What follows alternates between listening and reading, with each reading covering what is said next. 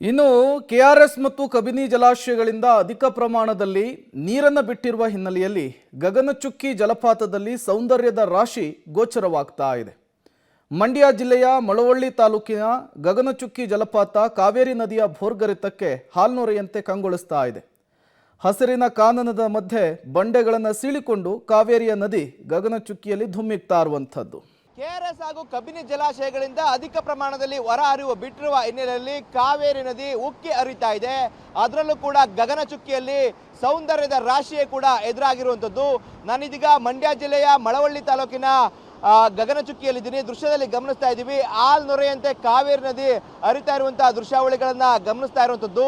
KRS ಅಣೆಕಟ್ಟೆಯಿಂದ 1,30,30,000 cusec ಅಧಿಕ ಪ್ರಮಾಣದಲ್ಲಿ ಹೊರಹರಿವಿದೆ. ಅದೇ ನಿಟ್ಟಿನಲ್ಲಿ ಕಬಿನಿ ಜಲಾಶಯದಿಂದಲೂ ಕೂಡ 30,000 ಕ್ಯೂಸೆಕ್ ಅಧಿಕ ಪ್ರಮಾಣದಲ್ಲಿ ಹೊರಹರಿವು ಇರುವಂಥದ್ದು. ಆ ನಿಟ್ಟಿನಲ್ಲಿ ಕಂಪ್ಲೀಟ್ ಆಗಿ ಕಾವೇರಿ ನದಿ ಉಕ್ಕಿ ಹರಿತಾ ಇದೆ. ಬೋರ್ಗರೆದು ಕಾವೇರಿ ನದಿ ಇಲ್ಲಿ ಹರಿತಾ ಇರುವಂತಹ ದೃಶ್ಯಾವಳಿಗಳನ್ನ ಗಮನಿಸ್ತಾ ಇದ್ದೀವಿ. ಈ ಒಂದು ಜಲಪಾತವನ್ನ ನೋಡೋದಕ್ಕೆ ಕಣ್ಮನ ಸೆಳೆಯುವಂತೆ ಇದೆ. ಅದು ಕೂಡ ಹಸಿರಿನ ಕಾನನ ಮಧ್ಯೆ ಬಿಳಿಯ ಹಾಲ್ನೊರೆಯಂತೆ ಕಾವೇರಿ ನದಿ ಹರಿತಾ ಇರುವಂಥದ್ದು.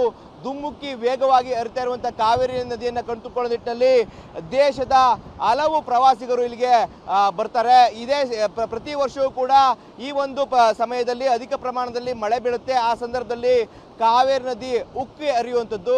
ಆ ನಿಟ್ಟಿನಲ್ಲಿ ಈ ವೇಳೆ ಸೌಂದರ್ಯದ ರಾಶಿಯೇ ಕೂಡ ಇಲ್ಲಿ ಮನೆ ಮಾಡುತ್ತೆ. ಕಳೆದ 2 ವರ್ಷಗಳಿಂದಲೂ ಕೂಡ ಅಧಿಕ ಪ್ರಮಾಣದ ಮಳೆ ಬಿದ್ದಿರಲಿಲ್ಲ.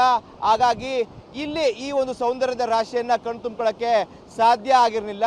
ಮತ್ತೊಂದು ದೃಶ್ಯದಲ್ಲಿ ತೋರಿಸ್ತೀನಿ. ಇಲ್ಲಿ ಈಗಾಗಲೇ ಬೆಳಗ್ಗೆ ಸಹ ಸಾಕಷ್ಟು ಪ್ರವಾಸಿಗರು ಬಂದು ಈ ಒಂದು ಫಾಲ್ಸ್ ಅನ್ನ ನೋಡೋಕ್ಕೆ ಮುಂದಾಗಿದ್ದಾರೆ. ಕೇವಲ ಕರ್ನಾಟಕ ರಾಜ್ಯದಿಂದಲ್ಲ, ಭಾರತ ದೇಶದ ಹಲವು ರಾಜ್ಯಗಳಿಂದ ಜೊತೆಗೆ ವಿವಿಧ ದೇಶಗಳ ಪ್ರವಾಸಿಗರು ಕೂಡ ಇಲ್ಲಿ ಬಂದು ಈ ಒಂದು ಫಾಲ್ಸ್ ಅನ್ನ ನೋಡಿ ಕಣ್ ತುಂಬಿಕೊಳ್ತಾ ಇದ್ದಾರೆ. ಕಣ್ಮನ ಸೆಳೆಯುವಂತ ಈ ಫಾಲ್ಸ್ ನೋಡುಗರಿಗೆ ಮುದವನ್ನ ನೀಡ್ತಾ ಇದೆ. ಯಾಕಂದ್ರೆ ಹಸಿರಿನ ಮಧ್ಯೆ ಬಿಳಿಯ ಹಾಲ್ನೊರೆಯಂತೆ ಕಾವೇರಿ ನದಿ ಉಕ್ಕಿ ಹರಿತಾ ಇರುವಂಥದ್ದು. ವೇಗವಾಗಿ ಈ ಒಂದು ಜಲಪಾತದ ಶಬ್ದವೇ ಕೂಡ ಎದೆ ಜಲ್ಲನಿಸಿದ್ರೆ ಒಂದ್ ಕಡೆ ಈ ಒಂದು ಏನು ಹಾಲ್ನೊರೆಯಂತೆ ಹರಿತಿರುವಂತಹ ಕಾವೇರಿ ನದಿಯನ್ನ ಕಣ್ಣಿಗೆ ಮುದ ನೀಡುವಂತೆ ಕಾಣ್ತಾ ಇರುವಂಥದ್ದು. ಕೇವಲ ಕಾವೇರಿ ನದಿ ಈ ಒಂದು ಜಲಪಾತದ ಮೂಲಕವಾಗಿ ಸೌಂದರ್ಯದ ರಾಶಿಯನ್ನೇ ಮಾತ್ರ ಉಣಬಡಿಸ್ತಾ ಇಲ್ಲ. ಇಲ್ಲಿ ಪವರ್ ಸ್ಟೇಷನ್ ಕೂಡ ಇರುವಂಥದ್ದು. ಏಷ್ಯಾದಲ್ಲಿ ಮೊಟ್ಟ ಮೊದಲನೇ ಬಾರಿಗೆ 1907ರಲ್ಲಿ ಇಲ್ಲಿ ಪವರ್ ಸ್ಟೇಷನ್ ಸ್ಥಾಪನೆ ಆಗುತ್ತೆ.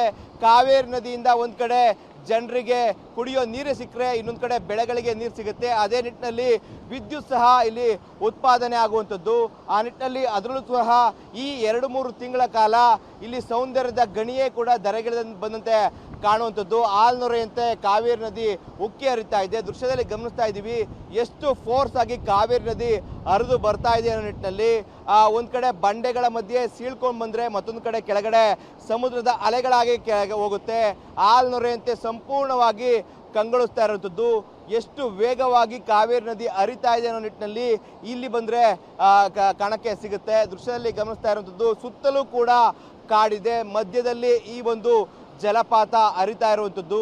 ಇದು ಭಾರತದ ನಯಗರ ಫಾಲ್ಸ್ ಅಂತಲೇ ಕೂಡ ಹೆಸರುವಾಸಿಯಾಗಿದೆ. ಆ ನಿಟ್ಟಿನಲ್ಲಿ ಪ್ರವಾಸಿಗರು ಇಲ್ಲಿಗೆ ಬಂದು ಒಂದು ರೀತಿಯಾಗಿ ಆನಂದವನ್ನು ವ್ಯಕ್ತಪಡಿಸ್ತಾರೆ. ಇಲ್ಲಿ ಫೋಟೋ ತೆಗೆದುಕೊಳ್ಬಹುದು, ಮತ್ತೆ ಸೆಲ್ಫಿಯನ್ನು ಕ್ಲಿಕ್ಕಿಸುವಂಥ ಕೆಲಸಗಳು ಕೂಡ ಪ್ರವಾಸಿಗರು ಮಾಡ್ತಾರೆ.